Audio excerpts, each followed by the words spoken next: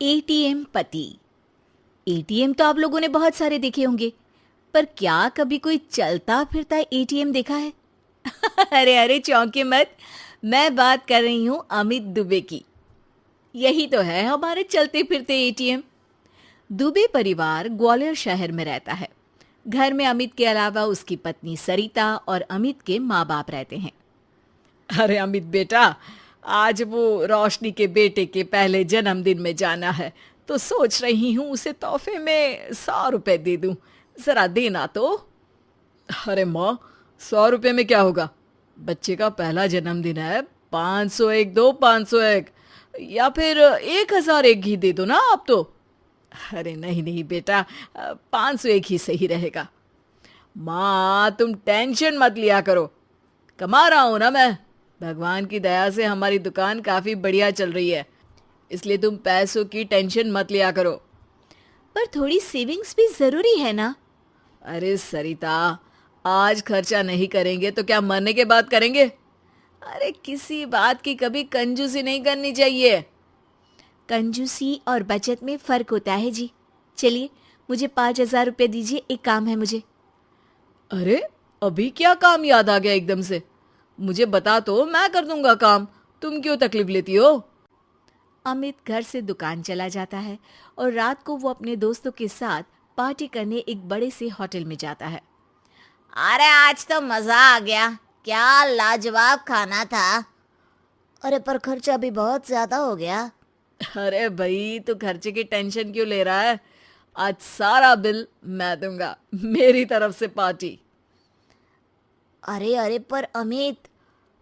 Waiter, जरा bill तो लगा देना।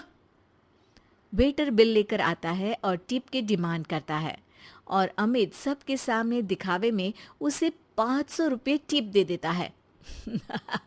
ये रखो तुम्हारी टिप। और ऐसे तो क्या है, आते जाते रहते हैं यार। Enjoy life. पार्टी के बाद अमित घर आता है और सरिता उससे कहती है, आप पूरी दुनिया में पैसे बांटते फिरते हैं, लेकिन जब मैं मांगती हूँ तो आप कुछ ना कुछ बहाना बना देते हैं।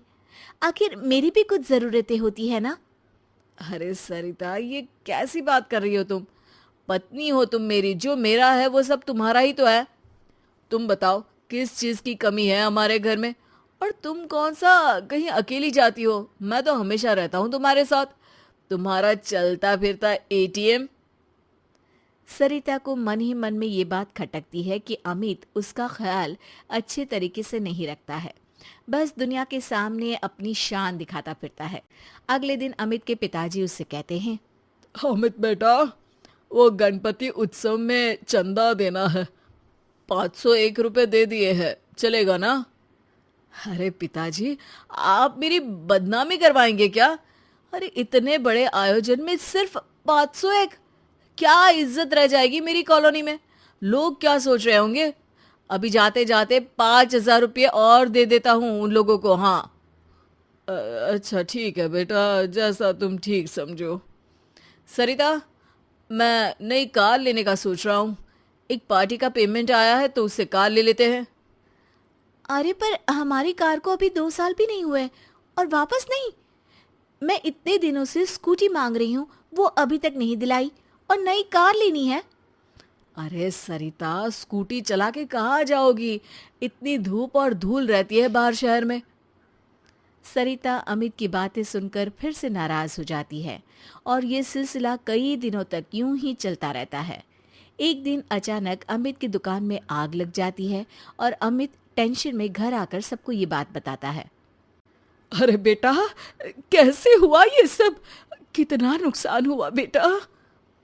पता नहीं माँ, कैसे हुआ ये सब, लेकिन पूरी दुकान जल के राख हो गई है। पता नहीं क्या होगा अब। अरे टेंशन मत लो अमित बेटा, सब ठीक हो जाएगा। अरे टेंशन कैसे ना लूं पिताजी? दुकान में 2 लाख कैश रखा हुआ था, वो भी जल गया है। और कल वो कैश बैंक में डालना था, अब तो चेक बाउंस हो जाएगा। अरे बेटा, बैंक में कुछ पैसे बचे होंगे ना, वो काम आ जाएंगे अभी। अरे नहीं ना माँ, बैंक में मुश्किल से 10-15 हज़ार होंगे। सारा पैसा अभी कार की बुकिंग में दे दिया था, अब कहाँ से लाऊं एक दिन में 2 लाख रुपए? ये सुनकर सरिता अपने कमरे में चली जाती है और अपने हाथों में 2 लाख रुपए लेकर बाहर आती है। ये लीजिए, पूरे 2 लाख हैं, शायद इससे आपका काम हो जाए। पैसे देखकर सब लोग हैरान हो जाते हैं, खास तौर पर अमित। तुम्हारे पास इतने पैसे कहाँ से आए सरिता? आप तो चलते फिरते एटीएम हैं जो सबको पैसा बांटते फिरते थे, लेकिन मैं इतने सालों से सेविंग्स अकाउंट बनाकर धीरे धीरे कुछ पैसे जमा करती थी। वही सारे पैसे हैं ये सब। हमेशा मैं कहती थी कि कुछ पैसे मुझे दीजिए, लेकिन आपने तो मेरी एक नहीं सुनी। वाह बहू वाह, अमित हमेशा एटीएम की तरह पैसे बहा देता था, लेकिन तुमने बैंक के लॉकर की तरह पैसे अपने पास जमा करके रखे। शाबाश बहू। सरिता की बातें सुनकर अमित को अपनी गलती का एहसास होता है।